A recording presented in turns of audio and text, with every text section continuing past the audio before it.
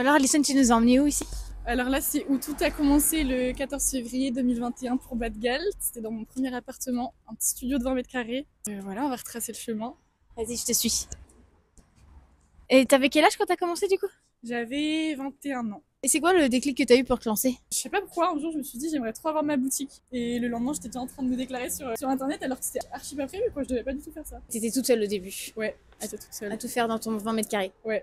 C'était pas trop petit Bah, au début ça allait parce que j'avais pas pris énormément de stock, je pouvais pas commencer avec trop de stock, fallait pas s'emballer. Quand ça a commencé à prendre et à bien marcher avec les réseaux, j'en avais partout, j'étais obligée de marcher par-dessus les cartons. Ça, quand tu l'as annoncé à tes proches, ils ont réagi comment? Ma mère elle était grave contente, mais mon père il a fait une tête en mode qu'est-ce qu'il nous fait celle-là, genre dans son monde de bisounours comme d'hab. Mais on était chez mon frère et en plus il y avait du monde parce qu'il y avait des gens qui étaient invités et tout, et j'avais mis une vidéo sur la télé pour l'annoncer, la même vidéo que j'ai postée sur mes réseaux quand j'ai annoncé. Ouais. Ma mère trop contente, mais mon père ouais il était en mode qu'est-ce qu'elle fait genre. Tu l'as annoncé direct ou t'as attendu un peu de créer Non, les bases? Non, j'ai attendu que tout soit prêt. Et là, je leur ai annoncé peut-être, je sais plus, une semaine avant que ça sorte. Genre t'avais déjà commenté? Tout était fait, tout était prêt, j'avais tout déclaré, tout était prêt, le site était fait. Ah Parce ouais. que je savais que si j'allais leur en parler avant, justement, j'avais peur qu'ils me mettaient sur ce que tu fais et, Ah oui, qu'ils me ok. fassent douter. Je voulais que Ouais. personne, vraiment, il y a personne qui était au courant, je voulais que personne m'influence. Tu Ouais, vois. ok, ouais.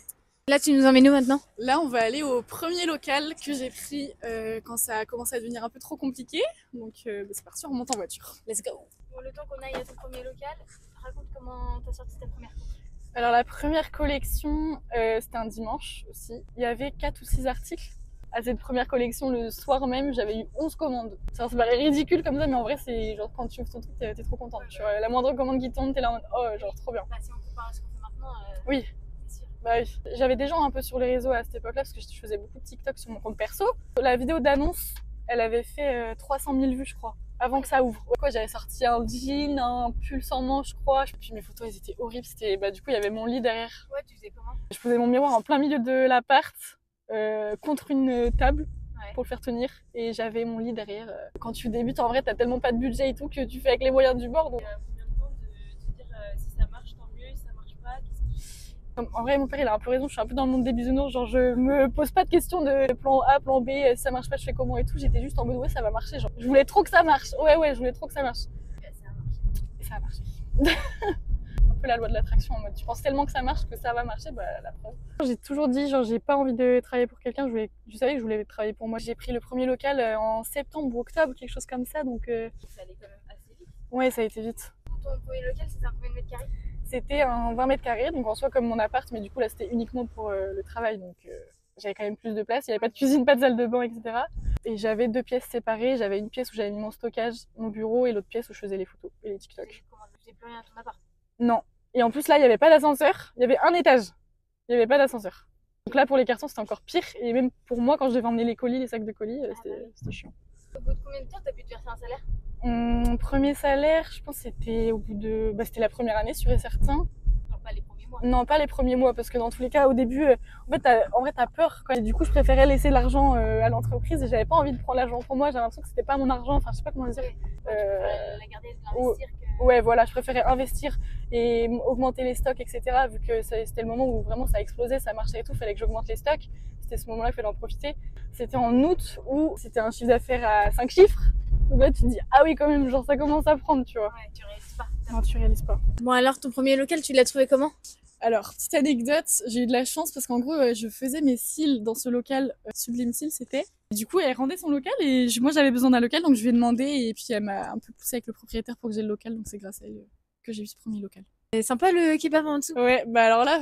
T'as une anecdote? L'anecdote, j'ai dû manger ici une centaine de fois, je mangeais peut-être 5 fois par semaine à ce kebab-là, parce qu'en fait, j'étais au-dessus, donc comme je me faisais jamais à manger, je prenais pas le temps de cuisiner, j'avais pas le temps.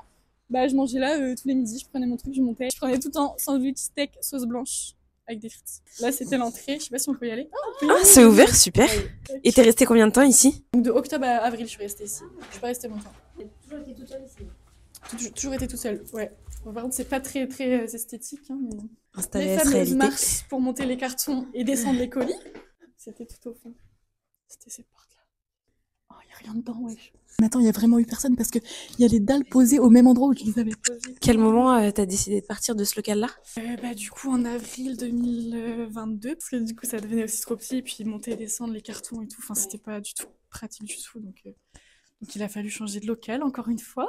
Il était où ton prochain local? Le prochain local, c'était à Carquefou, donc là c'est un petit peu plus loin, on s'écarte un peu. Et quand t'as pris ton local à Carquefou, t'étais dans le pic de... Ouais, là c'était vraiment... là ça décollait, quoi. ouais. Il fallait un grand local, et là c'est 20 mètres carrés. Ouais. Et le local de Carquefou, là on passe à un 140 mètres carrés. 140 mètres. C'est énorme, 120 mètres carrés de plus.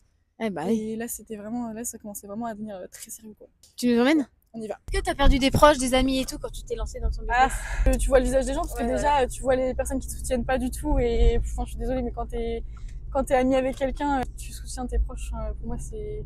Ouais, ils donnent pas de force, genre. Limite, les filles que je connaissais pas, qui me suivaient sur les réseaux, elles me portaient plus de soutien que mes propres copines, quoi. Et bah, pendant 3 ans, j'ai tellement travaillé, et j'étais tellement dans ma bulle, que tu sortais pas. je sortais plus. J'avais plus de vie sociale du tout.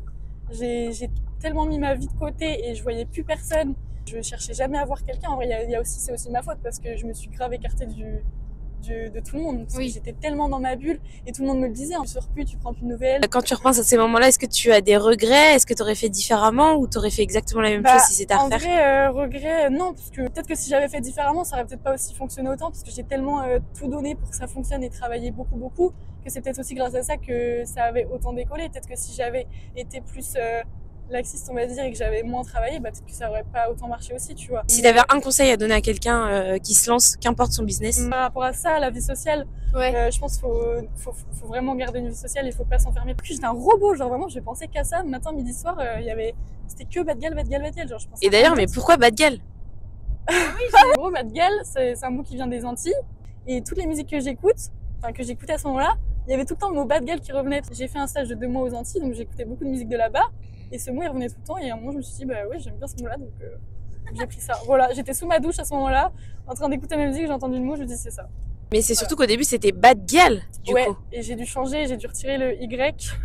Au final, je préfère sans le Y maintenant. Ouais, bad Mais gal. j'ai dû retirer le Y parce qu'en gros, il y a une chanteuse qui s'appelle Bad Gal en Espagne. Et en fait, elle s'est déclarée en tant que chanteuse, mais elle a aussi déclaré à son nom une marque de vêtements qu'elle n'a pas. Elle a pas du tout de marque de vêtements. Mais elle a quand même déclaré, je pense, au cas où un jour elle faisait une marque de vêtements. Ok. Et en fait, on m'avait dit de faire attention parce que si elle voyait ça et que ça prenait encore de l'ampleur, Bad Gal, elle avait le droit de retourner contre moi parce que j'avais utilisé son nom. Est-ce que tu sens que t'as la pression, du stress et tout Et H24.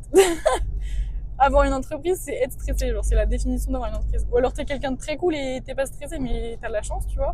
Mais avoir une entreprise et pas être stressé, c'est impossible. Genre, pour moi, c'est pas compatible. Il y a tellement plus de responsabilités, tellement plus de trucs sur les épaules maintenant que je suis plus stressée maintenant parce qu'il y a plus d'ampleur. Ah bah oui, ouais. Alors qu'avant, il y avait moins de responsabilités. Oui. Il y avait que moi et puis c'était un petit truc. Enfin, il y avait pas de quoi être non plus hyper stressé. Maintenant, c'est un gros truc. Donc maintenant, avec toutes les charges qu'il y a, en fait, t'as un objectif que tu dois faire. Alors qu'avant, l'objectif, je le faisais pas, c'était pas grave. En fait, tu sais pas, tu vois, de quoi c'est demain, genre.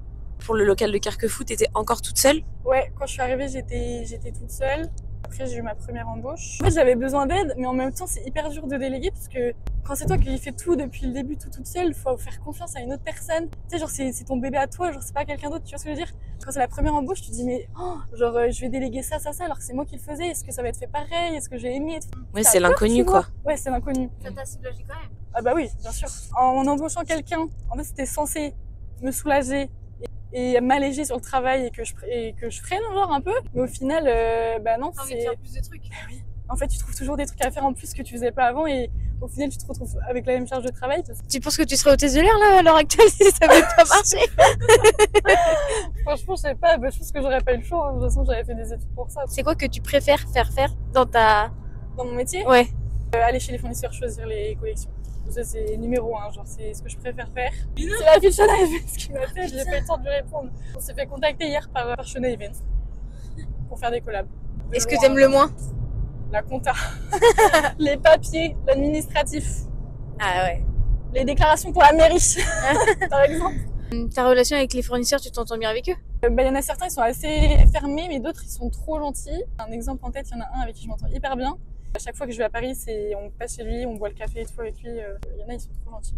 Ouais, ils demandent comment va ta marque. Ouais, c'est ça, ils prennent des nouvelles et tout. Même des fois, ils t'envoient des messages en mode pour savoir si toi ça va. Parce que genre, tu te reposes, non, des trucs comme ça, tu vois. Il y en a, ils parlent pas du tout en vrai, ils sont pas du tout. Juste t'achètes chez eux et basta, ça s'arrête là. Ouais. Et d'autres, vraiment, tu parles avec eux, ils te proposent des trucs à manger, à boire, machin. Il y en a, ils sont trop gentils. Alors, si les employés de l'entreprise, ils nous voient, on va dire qu'est-ce qu'elle fout là? Elle revient. Parce que du coup, il y avait d'autres entreprises là avec moi.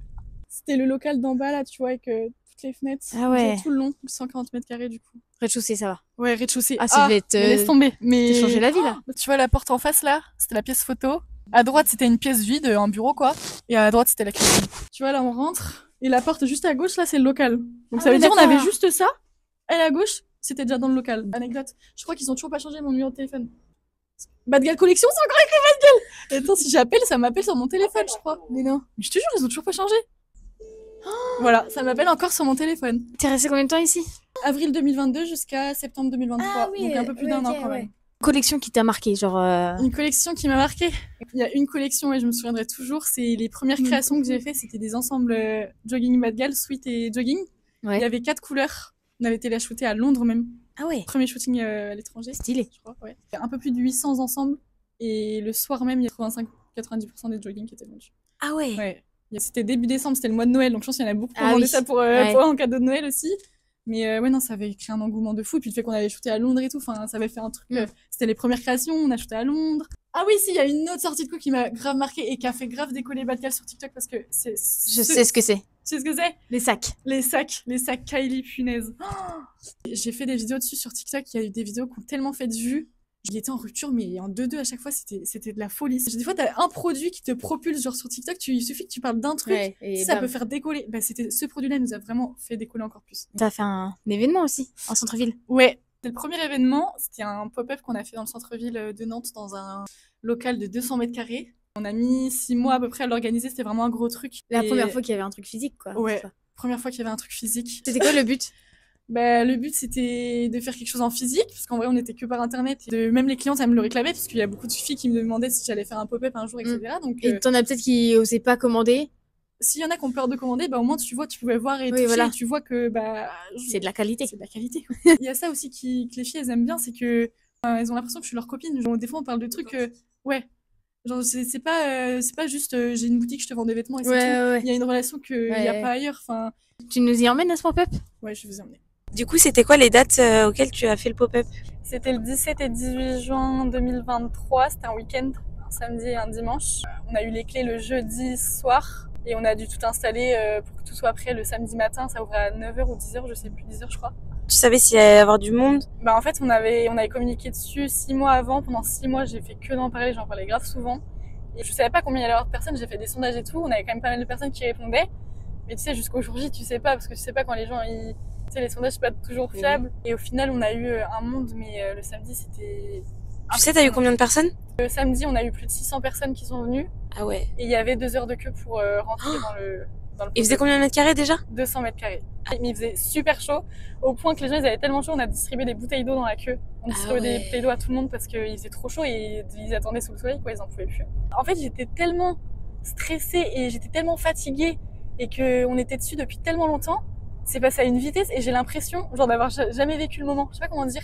Genre c'est passé hyper vite et genre j'ai pas compris ce qui se passait. Il y avait enfin c'est trop bizarre. Ouais, une semaine après je me disais mais j'ai l'impression que ça s'est pas passé. Genre il y avait tellement de fatigue, j'étais tellement ailleurs, j'étais déconnectée. Genre j'avais pas vécu ce que je voyais sur mes vidéos, tu vois. Des trucs de fou. Mais il y avait des filles qui avaient réservé des hôtels, des trains, des avions et tout pour venir, genre des mois à l'avance. Et des filles elles venaient de Toulouse, venaient de Caen, de Paris, mais on était choqués, genre, ils disaient, ouais, on a fait tant de route, on a fait 6 heures de route pour venir et tout. Il y en avait, elles passaient le week-end sur Nantes, elles dormaient sur Nantes et tout, mais c'est un truc de fou. Tu vois que les commandes, elles partent dans toute la France, mais tu réalises vraiment quand tu vois que tes clientes, elles font 6 heures de route, genre, pour venir à un événement, tu vois, c'est un truc de fou, en vrai. Pour le pop-up, j'avais fait plein de créations. Et ça devait sortir au pop-up. Le pop-up, c'était le samedi matin. Les créations sont arrivées le jeudi à Paris. On ouvrait le pop-up le samedi matin. Et j'avais les clés le jeudi soir. On a loué un camion, jeudi matin, on est parti hyper tôt de Nantes. On a fait l'aller-retour Paris-Nantes, juste pour aller chercher les créations. Et il y avait une 40aine de cartons. On est arrivé peut-être à Nantes vers peut-être 15-16 heures, je sais plus. On a fait l'aller-retour. Et à 17 heures, j'allais récupérer les clés du pop-up. Ça demandait quand même pas mal d'organisation. Ouais. Mais en fait, on a fait sur le tas parce qu'en fait, on pensait pas que ça allait qu'il allait avoir tellement de monde et tout, que ça allait être tellement le bordel. En vrai, c'était le bazar. En fait, on n'était pas du tout préparé à ça. Qu'on a fait sur le tas. Genre, on s'est dit, ouais, toi, tu fais ça, toi, tu fais ça, toi, tu fais ça. Et on fait comme on peut et tant pis. Ouais. Au feeling. Ouais, vraiment, c'était au feeling. Bon, alors, du coup, on est où là? Bah, du coup, on est devant là où s'est passé le pop-up. C'était ici. Là, c'est écrit le garage, mais nous, on avait mis notre propre enseigne. J'avais fait une enseigne, c'était écrit Bad Gal. Sur mesure? Ouais. Et on avait collé ça dessus. Du coup, la queue, elle commençait ici. Ça allait jusque là-bas dans la rue, ça allait plus loin. J'avais commandé plein de chouquettes, si on distribuait des chouquettes à Ah, tout trop le chou. monde. Et j'avais une copine à moi qui était là, Mathilde, et on a fait une choré toutes les deux là, Ah exactement oui. ici, devant tout le monde. D'ouverture un J'étais peu. trop gênée. J'étais trop stressée. Et ouais, on a fait, ouais, voilà, pour lancer le truc, Ouais. tu vois. Au micro, j'ai annoncé devant tout le monde que bah, j'avais trouvé un autre local et que c'était un entrepôt là, beaucoup plus grand, Ouais. celui qu'on a maintenant, et qu'il y allait avoir un showroom qui allait ouvrir après, bah, dans les mois à venir, quoi. Ouais. Qui n'est pas éphémère, quoi. Qui n'est pas éphémère. Le bar qu'il y a là, il y avait, tu regardais la terrasse, il y avait plein de sacs bas de gale partout parce que les filles, quand elles sortaient, elles se posaient boire un verre et en même temps, bah elles oui. avaient attendu 2 heures, donc je pense qu'elles avaient soif, tu vois, même si on distribuait des bouteilles d'eau. Un bon souvenir, ce pop-up. Un bon souvenir, oui. Ouais, ça m'a traumatisé un peu. C'était tellement de fatigue. Ouais, genre. bah oui. Il y avait des trucs que bah, on n'avait pas pu tout terminer non plus. Mon père, des fois, il était obligé d'aller faire des allers-retours à Carquefou pour aller chercher du stock là-bas en voiture. Parce qu'il y a des clients qui voulaient des trucs dans une taille, par exemple des créations avec les Ouais. bas de galle. Et il n'y avait plus la taille ici. Alors, les filles, elles prenaient et on leur disait, bah, dans une demi-heure, ça sera là. Mon père, il allait Ouais, ils faire faisaient des allers-retours. C'est le bordel. Mais bon. Du coup, Alison, tu nous emmènes sur le dernier lieu, du coup, après Ouais. 4 ans. Le fameux entrepôt de 600 mètres carrés. Et du coup, comment tu l'as eu, celui-là? J'ai regardé sur le Bon Coin et du coup la petite anecdote qu'il faut absolument raconter, c'est que 1 an avant, quand je cherchais mon deuxième local, donc celui de Carquefou, j'étais tombée sur l'annonce de cet entrepôt 1 an avant et quand je l'avais vu, je le trouvais trop beau. Je m'étais dit mais le rêve, genre vraiment, j'aimerais trop avoir ça. Et 1 an après, quand j'ai dû rechanger, du coup, il était encore sur le Bon Coin. Il y a eu une entreprise entre temps, mais il est revenu sur le Bon Coin au moment où moi je cherchais. Et du coup, bah destin, j'ai postulé, on va dire, et c'est moi qui l'ai eu. Voilà. Je vois les le rêve, étoiles j'aimerais trop avoir étaient ça et 1 an après, je suis dedans. Trop bien. Et comment tu fais pour gérer ta vie pro et perso? T'arrives à les différencier? Depuis peu, oui. Mais pendant 3 ans, c'était pas du tout le cas. Je pensais qu'au travail, je me levais, c'était travail, je me couchais, c'était travail. Alors c'était que ça. Et j'étais tout le temps sur mon téléphone. Vraiment, je faisais rien d'autre à côté. Même des activités pour moi, j'en faisais pas. Genre, j'allais plus dans les magasins, je faisais pas de resto, je faisais plus de resto, je faisais rien. Genre, je regardais même pas de films, de séries ou quoi. J'avais pas le temps. Genre, c'est que le travail, il y avait rien d'autre. Ouais. Mais est-ce que t'avais l'impression que si tu faisais autre chose, tu perdais du temps dans ton pro? Ouais. Ah bah oui, totalement. Je culpabilisais. Si je faisais autre chose, j'avais un sentiment de culpabilité en mode mais non, genre je Ouais, devrais faut que être tu en train de travailles, là. travailler là. Et j'arrivais pas à me contenter de ce que j'étais en train de faire parce que pour moi, il fallait que je sois au travail. C'est comme une addiction. Genre pour moi, c'était le travail. Genre il y avait que ça. Ouais, mais du coup, est-ce que t'arrivais même pendant les 3 ans là à prendre des vacances et tout? Bah au final, c'était le seul truc qui me faisait couper entre guillemets, parce que même quand j'étais en vacances, j'étais encore sur mon téléphone et je postais encore des stories sur Badgal, etc. Et juste comme ça, il est à combien ton temps d'écran? Il est moins conséquent qu'avant parce que Le soir, t'es moins dessus. bah voilà, déjà le soir, vu que je vis plus toute seule et qu'on est deux, je passe beaucoup moins de temps sur mon téléphone parce que le soir, j'essayais quand même de déconnecter un peu. Oui. Mais avant, quand j'habitais toute seule, je faisais ça toute ma soirée. Enfin, mon téléphone était tout le temps allumé, quoi. Ouais. J'étais tout le temps dessus. Avant, je crois que je devais être à 15 ou 16 heures de temps d'écran par jour. Là, par exemple, mercredi la semaine dernière, 9h55. C'est quoi ton pire souvenir de Badgal? Fin d'année 2023, début d'année 2024, quand j'ai fait mon burn-out. Je pensais pas qu'elle arrivait en vrai parce que j'y pensais pas. Souvent, les gens qui font des burn-out, Bah oui. ils le voient pas, quoi. On est dans le déni. On est totalement dans le déni. En plus, quand j'entendais des gens autour de moi parler de burn-out en mode, tu sais, enfin, genre, c'est un terme que t'entends autour de toi.